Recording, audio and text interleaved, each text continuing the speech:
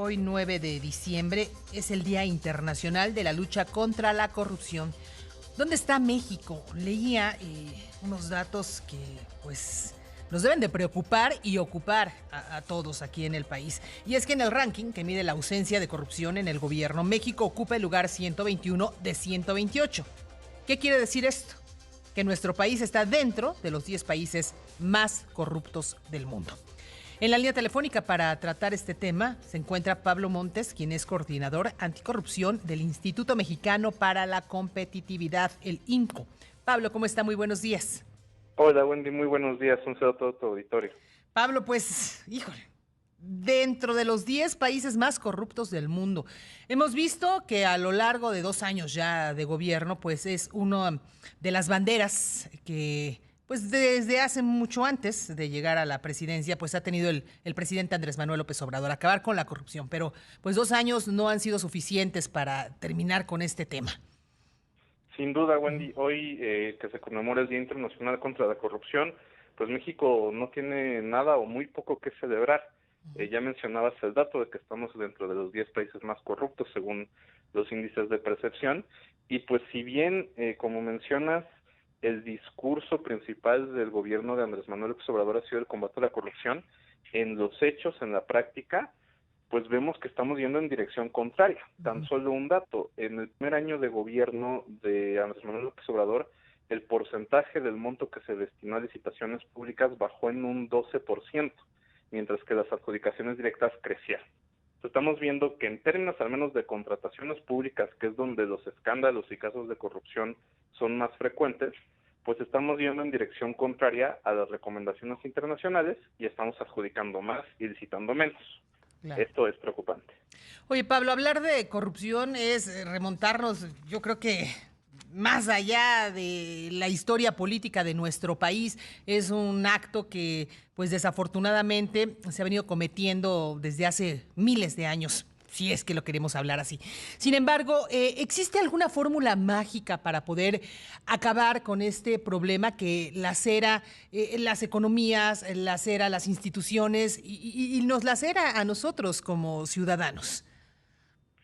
Pues como tal no hay una varita mágica, no hay una fórmula mágica para acabar con la corrupción. De entrada entendiendo de que hay muchas corrupciones. No es lo mismo, digamos, combatir la mordida que se le pudiera dar a un oficial de tránsito que combatir o minimizar los desvíos millonarios como el de la estafa maestra o el caso de Javier Duarte, César Duarte en Chihuahua. Son actos distintos que englobamos en un mismo concepto, por así decirlo, pero lo importante es entender que la prevención, la investigación y la sanción tienen que ser adecuadas a cada acto, y si bien no hay una fórmula mágica, lo importante es no seguir permitiendo la impunidad. Algo que vemos en México es que los niveles de impunidad son demasiado altos, y pues es importante entender que la corrupción existe en todos los países del mundo. No hay un solo gobierno que puede decir que no tiene corrupción, pero la manera en la que se investiga y se sanciona en el mundo es de una manera mucho más efectiva que en México.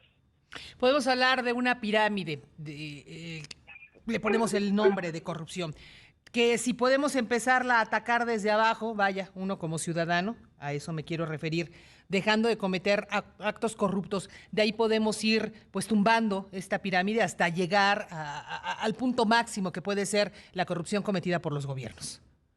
Sí, sin duda alguna todos tenemos una responsabilidad individual frente al combate a la corrupción, ¿no? Las decisiones que tomamos día con día tienen que ser decisiones íntegras, pero es muy importante entender que el entramado institucional tiene que ser mucho más fuerte y mucho más efectivo.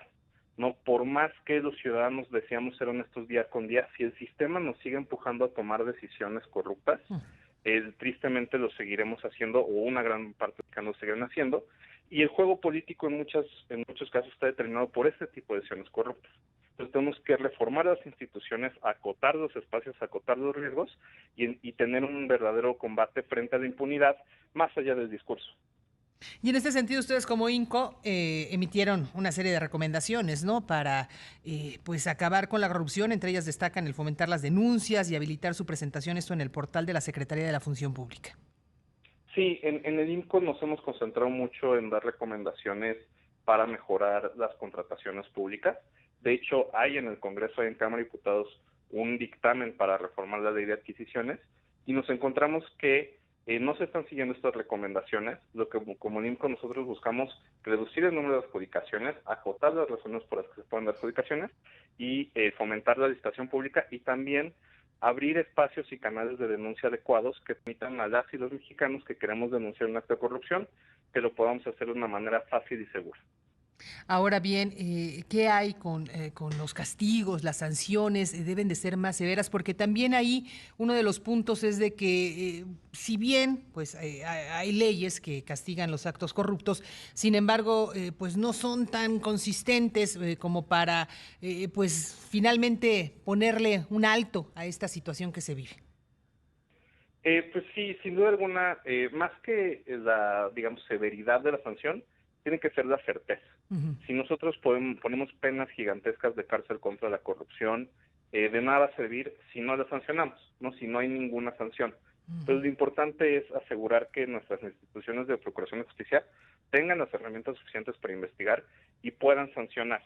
De esta manera, si empezamos a ver sanciones claras, no solo contra administraciones pasadas o contra funcionarios de medio nivel, sino también contra los casos de corrupción que han sucedido en esta administración, en la medida en que empecemos a ver sanciones, va a empezar a cambiar el escenario y va a empezar a cambiar la manera en la que nos relacionamos con el gobierno. Perfecto. Pablo, finalmente te consultaría dónde puede la gente ver estos estudios que ustedes como IMCO realizan con relación a la competitividad. Ahora lo estamos viendo con el combate a la corrupción. Todos nuestros estudios están disponibles en nuestra página de internet, www.imco.org.mx. Justo hoy sacamos uno analizando qué ha hecho México para combatir la corrupción internacional, ¿no? Estos casos como Odebrecht que traspasan fronteras, los resultados también son muy pobres y todo lo pueden concentrar en nuestra página de internet y también en redes sociales, @IMCOMX en Twitter. Pues algo más, Pablo, que gustes agregar a esta plática. No, pues simplemente, Wendy, ojalá podamos hablarnos dentro de un año y ver que los resultados son distintos y que sí tengamos razones para celebrar y conmemorar este día. Perfecto. Pues muchas gracias, Pablo. Hasta luego. Muy buenos días, Pablo Montes, coordinador anticorrupción del Instituto Mexicano para la Competitividad, el IMCO. Son las 10 de la mañana.